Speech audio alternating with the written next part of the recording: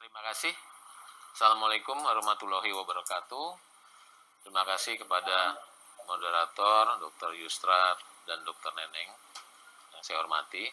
Pada kesempatan kali ini saya akan membawakan satu topik yang mudah-mudahan menarik ya, karena kita tahu bahwa pengobatan kronik hepatitis ini memang mengalami kendala-kendala yang cukup berarti gitu ya.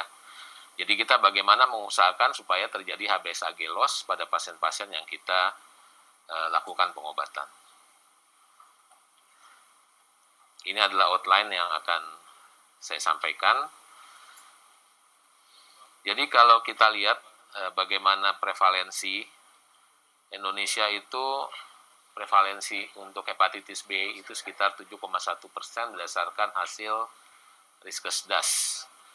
Dan kalau kita lihat di Southeast Asia itu adalah 2% prevalensinya, sehingga kita termasuk negara di Southeast Asia yang tinggi prevalensi dari hepatitis B ini. Dan kalau kemudian kita tahu bahwa WHO menetapkan suatu target untuk hepatitis eliminasi untuk tahun 2030, maka kita mempunyai beban yang sangat berat untuk mencapai target tersebut. Jadi kalau kita lihat di sini, untuk terjadinya penurunan insiden, kemudian juga terjadinya penurunan mortality yang angkanya itu sangat besar untuk dicapai pada tahun 2030, sehingga kita harus punya strategi yang baik untuk mencapai target WHO tersebut. Dan untuk hepatitis B, maka target terapi itu memang ada beberapa, tapi saat ini bahwa target terapi yang paling ideal adalah hilangnya HBsAg atau HBsAg loss. Sementara target-target yang lain, endpoint yang lain itu seharusnya bisa kita capai, dan ideal endpoint inilah yang merupakan target utama. Tapi memang ini tidak mudah, nanti kita akan lihat. Nah, satu review yang cukup baru ya, 2019 dari Analog, ini memperlihatkan bagaimana kondisi kita saat ini, apa yang sudah kita ketahui, dan bagaimana untuk kedepannya. Dari data-data itu diperlihatkan pengobatan, bagaimana respon terapi dari obat-obat yang saat ini ada, yang sudah tersedia, yaitu dari golongan nukleosat analog dan dari pegylated interferon. Di sini perlihatkan 3 macam obat nukleosat analog, entecavir, tenofovir, dan tenofovir alafenamid. Kita bisa lihat di sini hasilnya dari pengobatan selama ini untuk mencapai HBeAg serokonversi. Maka di sini kita lihat bahwa dari obat-obat tersebut, pegylated interferon itu dalam 1 tahun dia bisa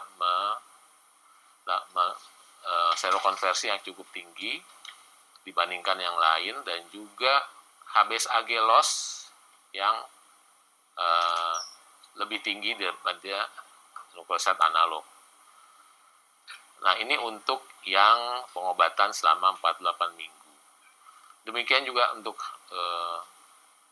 HBsAg loss-nya itu pada yang kita lihat di sini, untuk yang HBe negatif itu HBsAg loss-nya itu untuk pegylated interferon yang paling tinggi.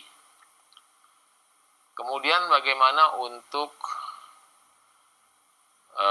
HBeAg serokonversi dan HBsAg loss pada extended treatment atau follow up-nya yang diperpanjang. Di sini follow up-nya kita lihat diperpanjang selama sampai ada yang 4,5 tahun, kemudian entecavir sampai 5 tahun. Angkanya memperlihatkan bahwa serokonversi HBeAg cukup tinggi pada NUC juga, jadi pada 41%, sementara pada pegylated interferon itu 37%. Demikian juga pada yang extended pada yang HbAg negatif, kita lihat di sini HbSAg loss itu tinggi pada penggunaan pegylated interferon dibandingkan dengan nukleoside analog. Sementara untuk HbV-DNA kita tahu karena memang kerja dari NUK itu adalah untuk pada replikasi virus, maka di sini yang lebih tinggi adalah pada penggunaan obat-obat nukleoside analog dibandingkan dengan pegylated interferon. Nah, ini adalah obat-obat yang saat ini sudah tersedia dan yang sedang dalam penelitian. Yang saat ini sudah tersedia, available, itu adalah yang sudah di-approve, itu adalah golongan nukleoside analog dan juga pegylated interferon. Itu yang warna kuning. Sementara yang lain warna hijau, warna biru itu masih dalam penelitian-penelitian dan kita harapkan dapat segera masuk ke dalam pasaran. Selanjutnya adalah kita sedikit membahas mengenai mekanisme dari nukleoside analog dan pegylated interferon. Mungkin semua sudah tahu ya, penggunaan nukleoside analog ini mempunyai keuntungan-keuntungan ya. Dia diberikan secara oral, kemudian efek samping yang sangat kecil, sedikit, kemudian juga bisa digunakan pada sirosis yang dekompensata ataupun yang akut eksaserbasi ataupun pada yang akut liver failure. Tapi kerugiannya adalah durasinya pengobatan yang panjang, kemungkinan bisa sampai seumur hidup, dan juga kita berhadapan dengan resistensi seperti yang telah dibicarakan oleh Prof. Rino sebelumnya. Nah, mekanisme dari nukleoside analog sendiri pada siklus virus itu adalah dia berperan sebagai competitive binding ya, sehingga kemudian akan menghambat replikasi pada virus tersebut sehingga tidak terbentuk virus secara utuh. Satu lagi adalah interferon. Terapi interferon ini juga merupakan pilihan apabila kita menginginkan suatu durasi pengobatan yang pasti, kemudian juga keuntungan lain adalah tidak ada resisten dan serokonversi yang cukup baik untuk HbAg dan HbSAg. Sementara kerugiannya adalah antivirus efeknya yang tidak terlalu baik dibandingkan dengan nukleoside analog. Dan juga kita tahu efek samping adverse event yang mungkin timbul pada orang-orang yang sensitif terhadap Pegasus. Nah, mekanisme dari pegylated interferon ini sendiri itu adalah dia akan membentuk interferon stimulated gene yang kemudian dia akan menginhibisi dari HbV-DNA tersebut.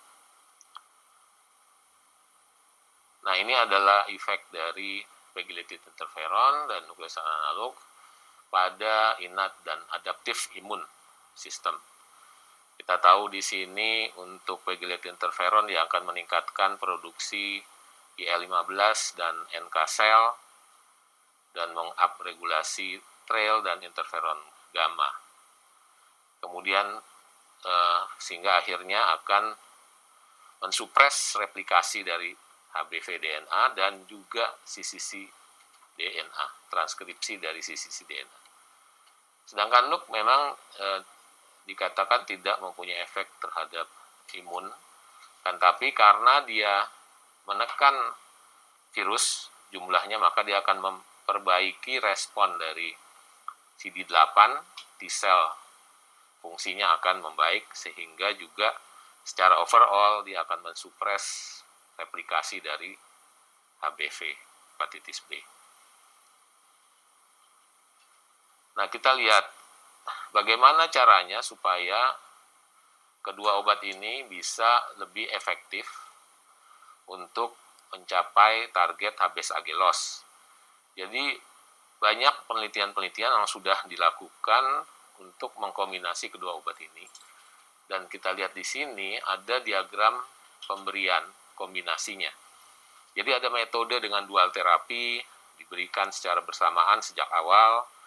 Ada metode add-on terapi di mana ada yang dimulai dengan nukleosat analog, kemudian di add-on pegylated interferon, ada yang duluan pegylated interferon, kemudian disambung ditambah dengan nukleosat analog.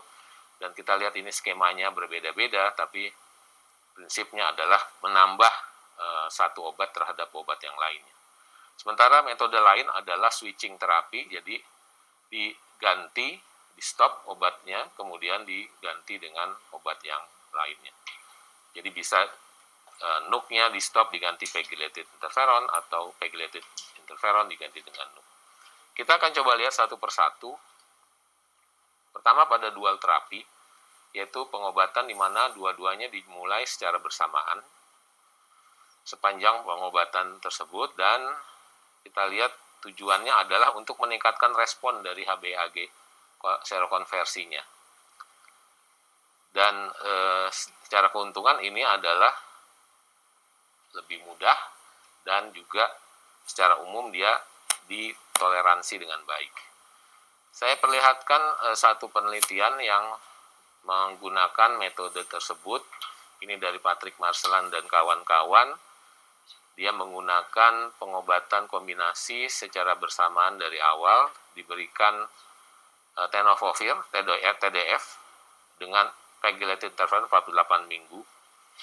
Dan dari hasilnya, di sini diperlihatkan bahwa kombinasi tersebut dibandingkan dengan tenofovir yang monoterapi, maka HbSAg loss-nya itu pada minggu ke-72 itu memperlihatkan angka 9,1% dibandingkan dengan tenofovir yang diberikan selama 120 minggu itu hanya mencapai 2,8%. Jadi pada penelitian ini dual terapi yang diberikan bersamaan kombinasi memberikan hasil HbSAg loss yang lebih baik.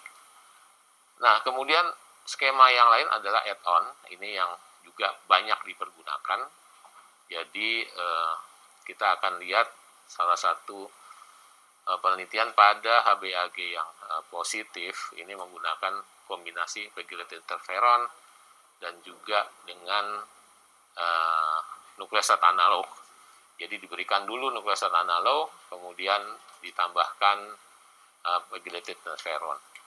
Dan kita lihat di sini bahwa ternyata penggunaan kombinasi pegylated interferon, penambahannya itu akan memberikan hasil HbSAg loss, HbAg serokonversi yang lebih tinggi dibandingkan dengan penggunaan NUC monoterapi. Jadi penelitian ini memperlihatkan add-on bahwa HbAg yang serokonversi itu lebih tinggi dibandingkan pada yang monoterapi.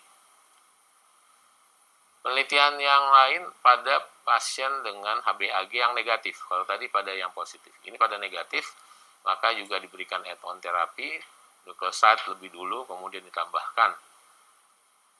Kemudian kita lihat hasilnya, bahwa ternyata kita lihat pada minggu ke-48, itu pada yang kombinasi terapi memberikan HbSAg loss yang baik, ya mencapai total 7 atau 11%, sementara pada yang kelompok yang tidak kombinasi atau yang monoterapi kita lihat hasilnya tidak ada yang tercapai HbSAg loss. Jadi di sini memperlihatkan keunggulan kombinasi terapi. Dan juga didapatkan anti HbSAg serokonversi. Ini kita lihat pada yang kombinasi angkanya mencapai 6%. Sementara tidak ada yang terjadi serokonversi anti-HbS pada yang monoterapi. Jadi tadi pada yang add-on terapi memperlihatkan hal yang baik pada kombinasi. Bagaimana kalau switching terapi? Nah, ini adalah skema switching terapi, bisa dari NUC dulu, kemudian stop ganti pegylated, atau terbalik, pegylated stop diganti NUC.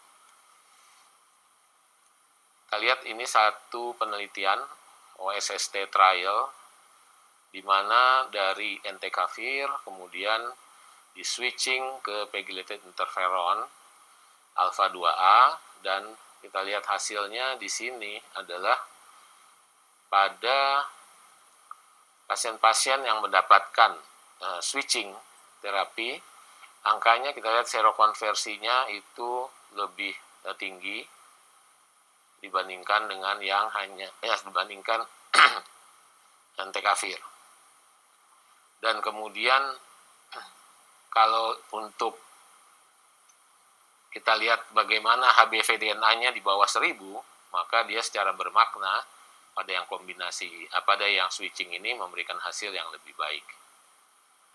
Demikian juga pada yang HBsAg loss, itu juga memperlihatkan angka yang lebih tinggi, sementara pada yang melanjutkan entecavir itu tidak ada yang loss HBsAg-nya. Bahkan untuk serokonversi ini didapatkan angka 4,3%, sementara yang lanjut entecavir itu tidak ada pasien yang kemudian menjadi serokonversi. Jadi kalau kita lihat di sini HBsAg serokonversi, kemudian HBV-DNA di atas di bawah 1000, dan HBsAg loss itu secara signifikan lebih tinggi didapatkan pada yang melakukan switching dari interferon dari entecavir ke pegylated interferon.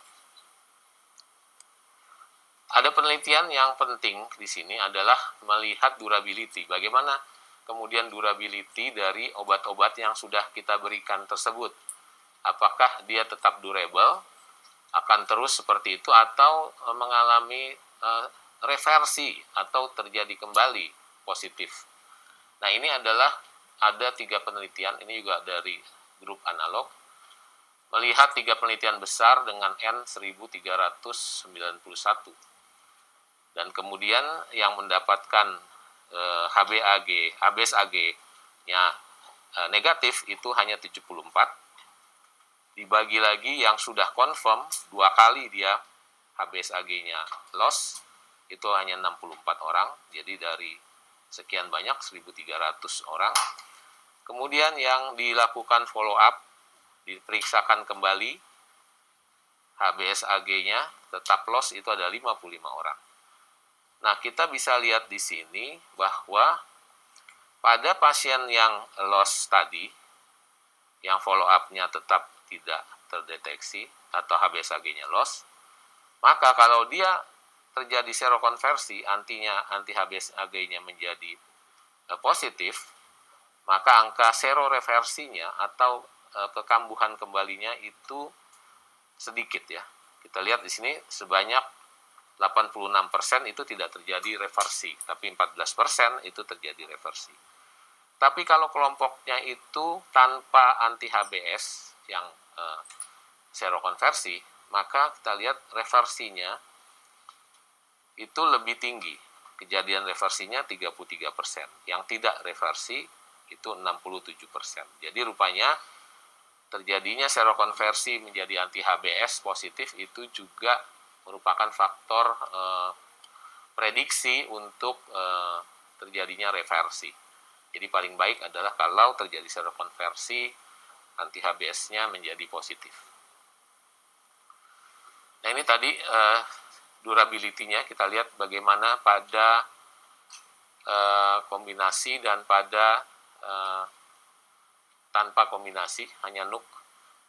Di sini kita lihat bahwa pada yang pegylated interferon untuk on treatment HBsAg loss-nya, maka itu untuk yang kombinasi dibandingkan dengan hanya pemberian monoterapi itu tidak jauh berbeda. Tapi kalau kita perhatikan untuk terjadinya atau waktu untuk terjadinya hilang HBsAg-nya itu lebih cepat pada yang menggunakan pegylated interferon dan kombinasi dengan NUC. Kemudian juga durability untuk HBsAg loss ini kita bisa lihat pada yang off treatment, jadi sudah tidak diberikan pengobatan, sudah stop pengobatannya, dan maka kita lihat bahwa pada yang kombinasi pegylated interferon dan nukleoside analog itu memberikan nilai HBsAg loss yang lebih tinggi dibandingkan dengan hanya nukleoside analog saja. Ini pada yang post treatment effect dibuktikan adanya kejadian post treatment effect tersebut. Dan sehubungan dengan adanya anti HBsAg serokonversi kemudian dibandingkan yang tanpa serokonversi anti HBsAg, maka durability-nya di sini juga diperlihatkan bahwa yang terjadi serokonversi itu akan punya durability yang lebih baik dibandingkan pada yang tanpa serokonversi. Satu penelitian ini juga memperlihatkan prediksi untuk kalau kita memberikan pengobatan, kira-kira apakah pengobatan ini akan mencapai target HBsAg loss atau tidak. Maka di sini kita bisa lihat bagaimana angka-angka prediksi tersebut. Jadi yang terbaik adalah kalau dalam pemberian kombinasi itu didapatkan pada minggu ke-24 apabila kita lakukan pemeriksaan untuk terjadinya penurunan dari HBsAg, kuantifikasi HBsAg lebih dari 3,5 log, maka kalau dia mencapai itu maka prediksinya 85% akan terjadi HBsAg loss. Jadi ini bisa kita pakai sebagai prediktor untuk menilai keberhasilan pada minggu ke-24. Sedangkan pada minggu ke-16 itu juga kita bisa lakukan lebih awal, tapi memang prediktornya di sini menjadi lebih rendah dengan HBsAg kuantinya itu turun lebih dari 3 log. Baik, jadi kita akan coba lihat bagaimana pengalaman kita sendiri di RSCM dan di satu klinik hati. Kita melakukan evaluasi atau observasi pada pasien-pasien yang kita lakukan pengobatan add-on dan monoterapi. Jadi di sini ada sekitar 26 pada yang add-on dan ada 29 pasien pada yang monoterapi. Ini adalah karakteristiknya dari usia, kemudian juga dari HBAG positif dan negatifnya, kemudian juga DNA awalnya dan juga HBsAg load-nya dan ALT serta AST. Nah, ini adalah hasilnya pada minggu ke-48 atau end of treatment dari penggunaan pegylated interferon. Jadi kita lihat loss dari HBsAg pada end of treatment, jadi pada minggu ke-48, itu sebanyak 15,4% terjadi HBsAg loss, dan ini adalah bermakna secara statistik dibandingkan dengan monoterapi dari NUC-nya. Untuk HBsAg serokonversi, maka bisa kita lihat pada end of treatment itu terjadi sebanyak 7,7% dibandingkan yang monoterapi itu tidak ada yang terjadi serokonversi. Dan ini secara kita lihat berbeda antara kedua kelompok tersebut. Sedangkan untuk pemeriksaan loss dari HBV-DNA itu juga diperlihatkan bahwa HBsAg loss pada yang add-on itu memperlihatkan yang lebih baik. Di sini pada minggu ke-48.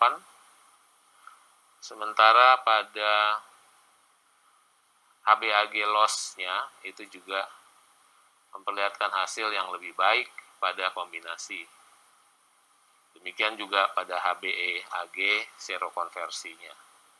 Nah, ini secara diagramnya maka kita lihat terjadi perbedaan walaupun tidak statistik tidak bermakna antara HBeAg loss dan serokonversi untuk yang add-on dibandingkan yang monoterapi. baik dia HbAg loss maupun serokonversi lebih tinggi pada yang kombinasi. Dan untuk HbSAg-nya sendiri juga kita lihat antara yang loss dan serokonversi pada yang kombinasi memberikan hasil 19,4%, sementara tidak ada pada yang monoterapi. Demikian juga yang serokonversi HbSAg itu ada 7,7%, sementara tidak ada pada yang monoterapi. Dr. Andri, waktunya tinggal 5 menit lagi. Ya, baik, terima kasih Dr. Yustar. Nah, jadi kalau kita lihat di sini persentase dari loss HbSAg pada yang HbAg-nya positif dan apakah dia mencapai HbAg loss atau tidak. Jadi pada yang tercapai HbSAg-nya hilang, maka kita bisa lihat bahwa HbSAg loss-nya itu lebih tinggi dibandingkan yang monoterapi. Di sini tidak ada yang HbSAg loss pada yang monoterapi, walaupun dia mencapai HbAg loss. Demikian juga untuk serokonversi, kombinasi terapi memberikan hasil yang lebih tinggi dibandingkan pada yang tanpa HbAg loss. Nah, untuk yang level, kalau kita hubungkan bagaimana level baseline HbSAg, jadi HbSAg kuantinya, maka pada pasien-pasien yang baseline HbSAg kuanti kurang dari 1.500 kalau kita ukur, maka dia akan punya keberhasilan untuk loss HbSAg-nya itu tinggi dibandingkan yang tanpa dibandingkan yang monoterapi. Sementara untuk yang di atas 1.500 itu tetap ada yang terjadi HbSAg loss walaupun angkanya hanya kecil, tapi tidak ada pada pasien yang mendapatkan monoterapi.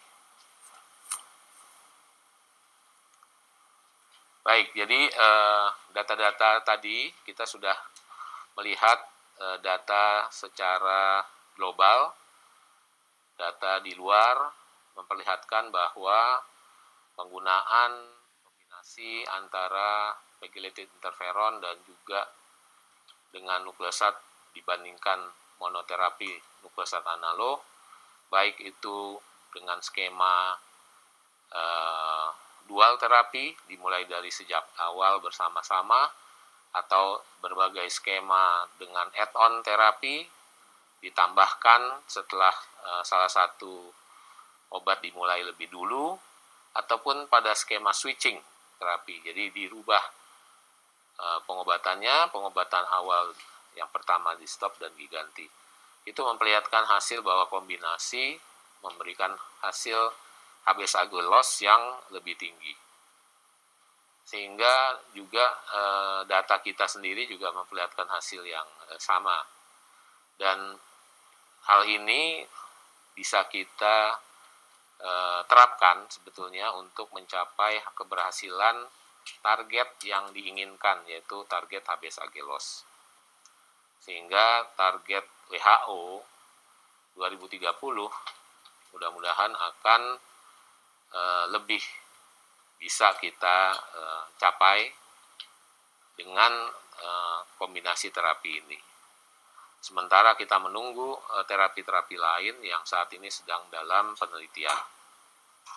Dan untuk juga diketahui bahwa untuk peserta BPJS, maka dua-dua pengobatan ini itu di-cover. Yang untuk nukleosat analognya itu memang masuk ke dalam pengobatan paketnya. Sementara untuk pegylated interferonnya itu bisa ditagihkan di luar paket, sehingga kedua pengobatan ini bisa kita lakukan dengan menggunakan BPJS dan tidak memberatkan pasien. Mudah-mudahan dari pengalaman ini teman-teman sejawat sekalian bisa juga melakukan supaya kita dapatkan hasil yang lebih baik. Barangkali itu yang bisa saya sampaikan. Terima kasih atas perhatiannya. Saya akhiri. Wassalamualaikum warahmatullahi wabarakatuh.